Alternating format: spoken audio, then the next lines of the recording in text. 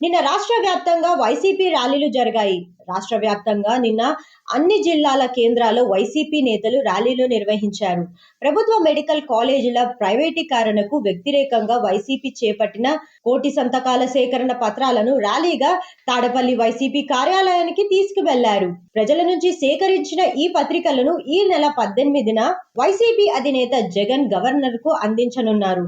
ప్రభుత్వ మెడికల్ కాలేజీల ప్రైవేటీకరణను నిలిపివేయాలని కోరనున్నారు.